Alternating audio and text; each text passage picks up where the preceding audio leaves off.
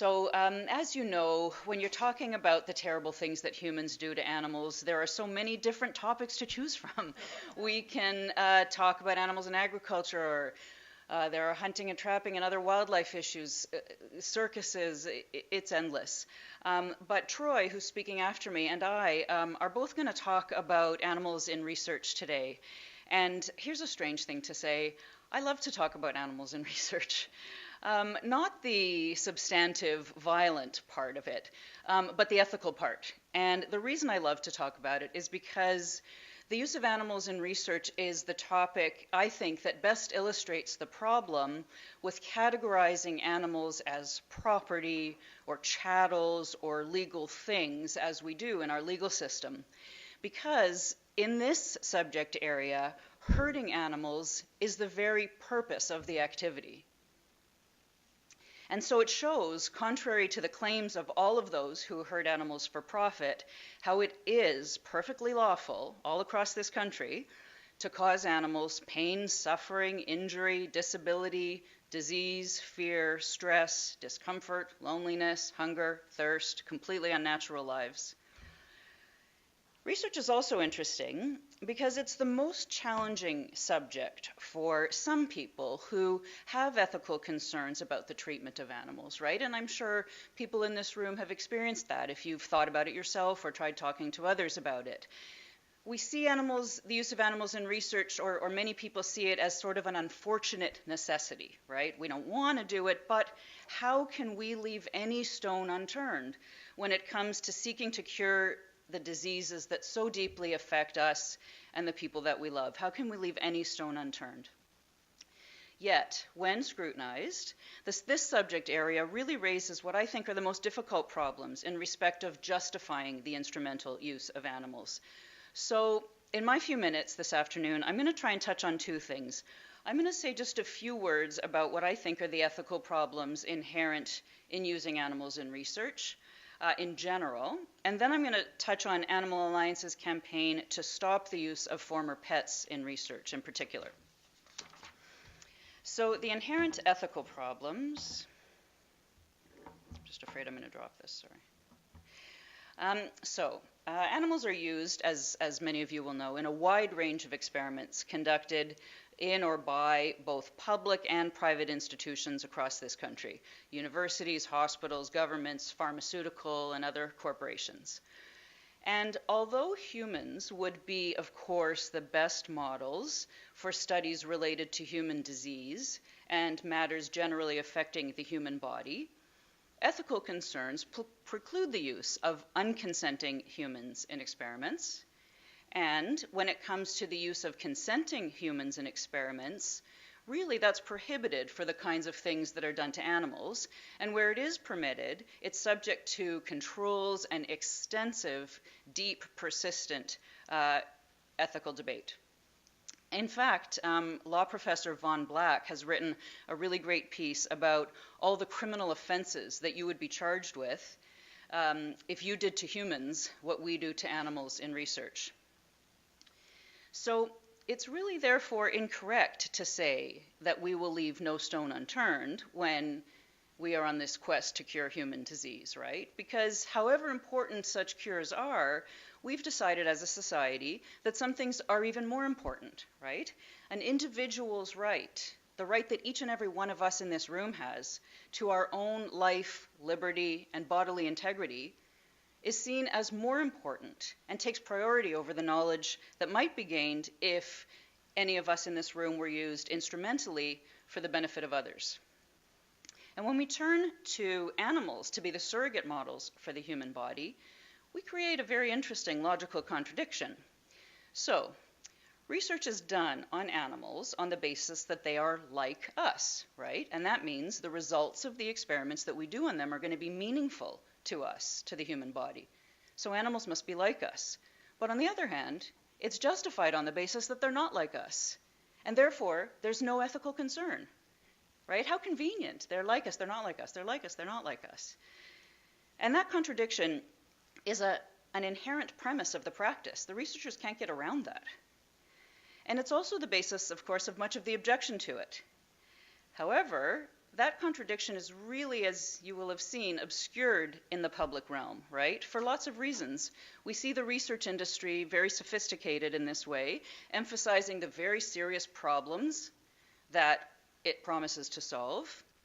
And so it perpetuates this idea that vivisection, the use of live animals in research, is this unfortunate necessity. At the same time, it assures the public of the humane care that it's providing to the animals, how much it loves the animals that it uses, and then it portrays its critics, all of you in this room, as emotional and soft and little bunny huggers, or militant and terrorist extremists, or both, I don't know. Somehow we can be all of these things.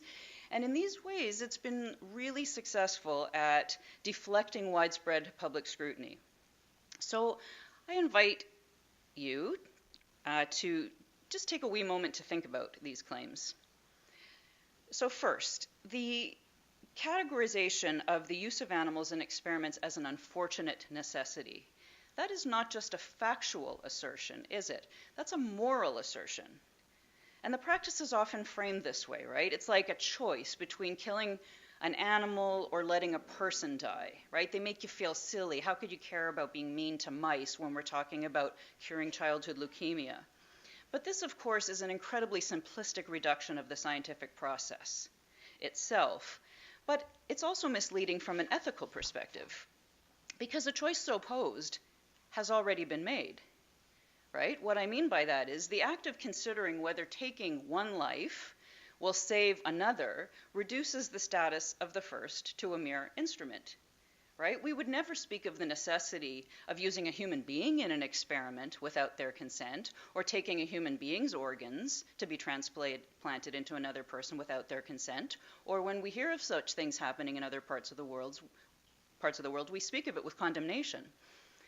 So characterizing the practice as an unfortunate necessity really presupposes and accepts that animals have a categorically different moral status than humans. Second, this humane promise that the industry makes. If a procedure is too terrible to subject a human to, how does it become humane when you subject an animal to it? How does that magic transformation happen? Only if in law, and as far as, only if that vague word has no actual meaning. And in law, as far as I know, it actually has no meaning. We throw around the word humane, but I can't find it in any legislation with respect to animals. So without having to explain what they mean, the industry throws this term around, as you know, just as a squishy way of allaying any concern that the lay public might have. It's all humane, it's all humane. When you talk to people who are wearing, like Jenny suggested, talking to people wearing fur when you encounter them in public, they've all been assured by Canada Goose that it's all humane. What does humane mean? What's the law requiring it to be humane? Oh, we never asked that second question, and they never have to answer it. And so when the industry just makes these vague assurances that everything's pretty and humane, most people who are busy with 1,000 problems in their lives don't have time and feel they don't actually have to think about what is going on behind those very tightly closed doors. But even if we did want to think about it, information about what exactly is being done to animals and for what reason is very carefully withheld from you and from all of us in this room. There is no legal duty on researchers or any agency to make that information publicly available. And when it's sought by freedom of information requests, disclosure is opposed by the research institutions. It's opposed by the CCAC, the Canadian Council on Animal Care, which is the national voluntary organization that's responsible for setting and maintaining and overseeing the implementation of standards for animal ethics and care in research across the country. We have no federal laws governing it. And then when any disclosure is actually made, it's very heavily redacted, right? Covered with black lines so that you can't read what's there.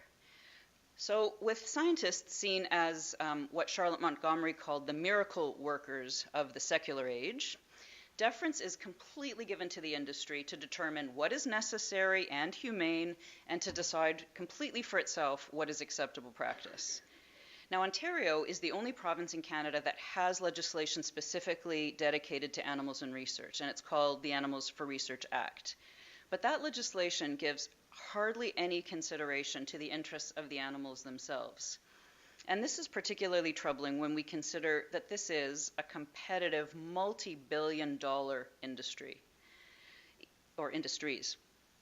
Even the research subjects themselves are bred and sold by large corporations with their own very profitable patent-protected strains of animals who are selectively bred to be susceptible to certain types of cancers or seizures or having Alzheimer's, as we're hearing in the news recently. And they call these animals purpose-bred. When it comes to cats and dogs, many who are used in Canadian, or at least we know for sure in Ontario labs, are former pets. As the Julie, I believe it was a person in the back asked about earlier. The purpose-bred animals surely do not deserve to be used in research, but there's something about using lost or stolen or even unwanted pets in this way that seems a particular violation of trust.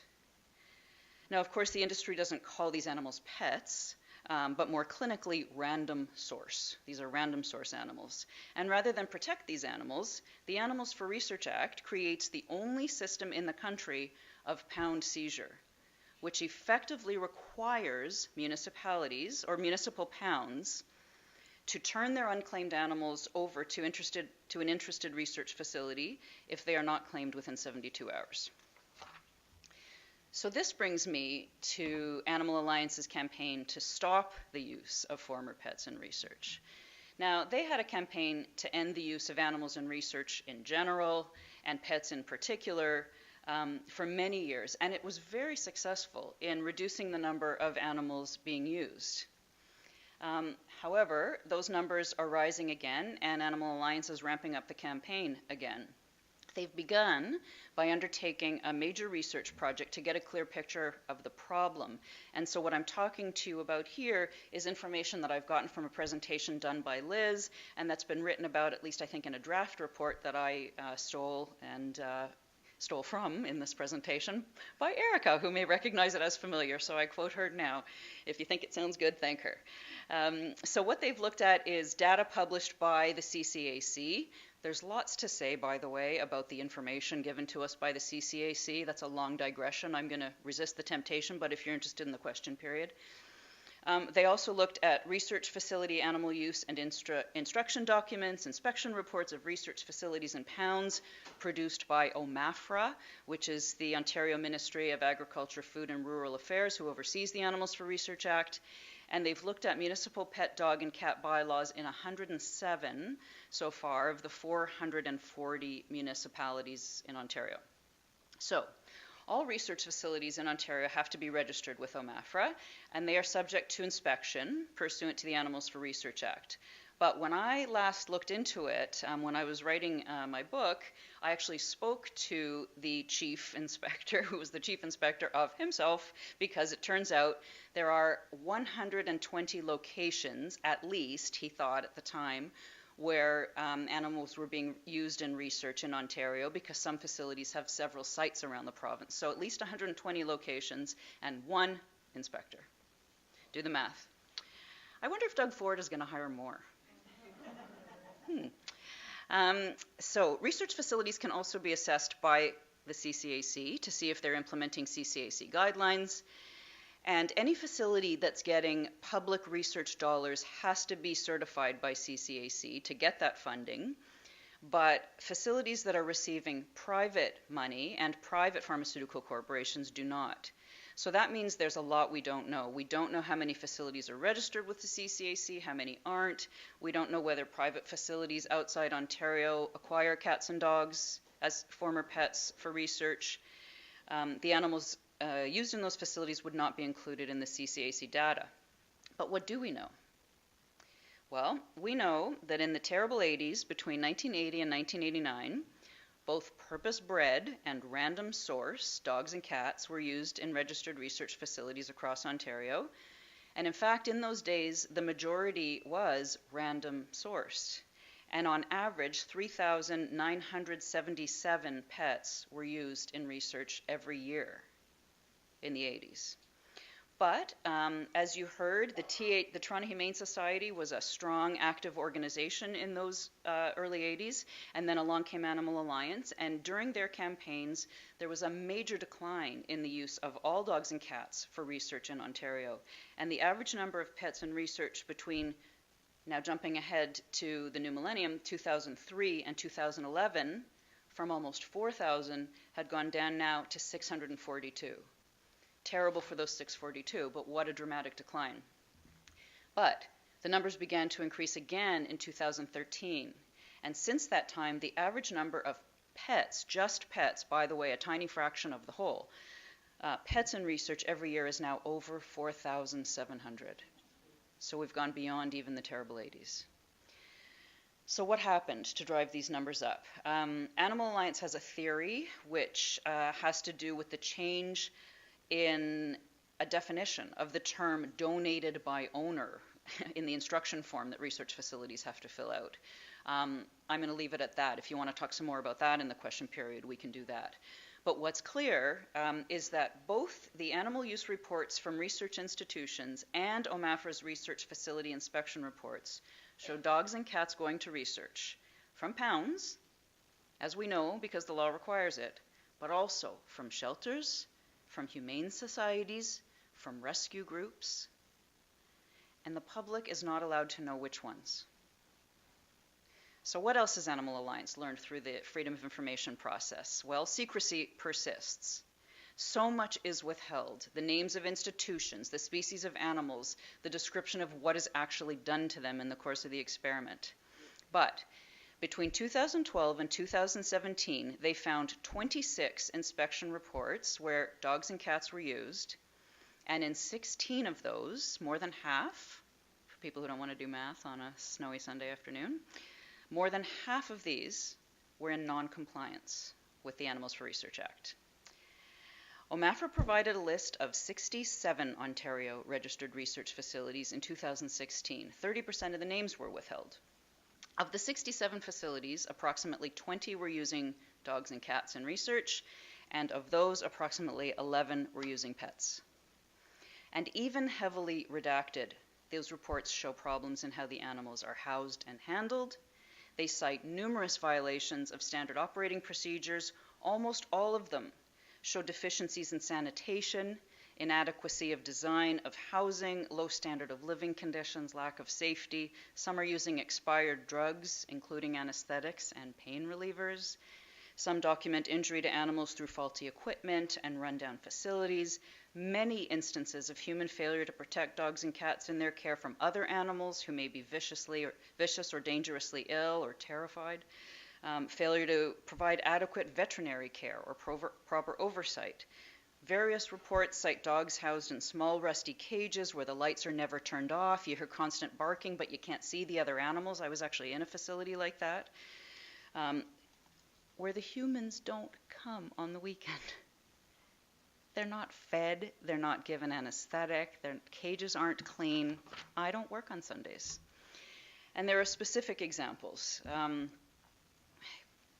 One where, I won't go over all of them, the inspector writes, intervention action to be taken for dogs that were experiencing severe pain was not included. Types and dosages of analgesics, not even mentioned. One lab had no standard operating procedure to ensure consistent regular involvement of veterinary staff. Another lacked requirements for regular veterinary care, sloppy practices in terms of open feed. One report noted serious consideration should be given to providing experience in current anesthetic strategies for students, despite this being a terminal procedure. Read between the lines. One report noted, I was informed there was an outbreak of feline panleukopenia in the cat room. There was no opportunity to isolate the infected cats as there wasn't a quarantine room in the facility and some had to be euthanized. There's much more. And I'll steal Erica's, or I hope I'm not stealing Erica's thunder by sharing with you an observation that I read in her report. If we know all of this from such heavily redacted reports, what are those thick black lines covering? So, to finish, thanks to the Animal Alliance's work and other advocacy organizations who've been supporting them over decades, Many municipalities in Ontario, as you heard Liz say earlier, including Toronto, London, other urban centres, have opted not to turn their animals over to research, keeping unclaimed pets for as long as necessary to return them home or to try and adopt them out. Some call Animal Alliance's Project Jessie to come out. They have even a relationship. Hey, we come and get a couple of guys, and Animal Alliance will send somebody out, the Project Jessie, to rescue those animals and try and find homes for them. But others, and they're often smaller centers, rural centers, they lack funds, they lack public support, they lack paid personnel to provide shelter or care for stray animals. They lack the nerve, maybe, to defy provincial law. And then the contracts for animal collection will often go to private operators, and the ones who are in it for the money are very happy to get the few bucks they get for selling animals to research. In some cases, as Liz already mentioned, there are no municipal bylaws in place, so they're hearing stories of people sometimes posing as Humane Society officials, driving around, picking up strays, stealing them from doorsteps. This is a very common practice. That's what motivated the passage of the Animals for Research Act back in the 70s in the first place, not concern about what was happening to animals in labs, concern about pets that were being stolen and used in research. So the goal now, again, that Animal Alliance is striking back up is to amend the law to stop the sale of pets to research. And I want to thank all of you who are in this room for supporting them in that work. So thank you.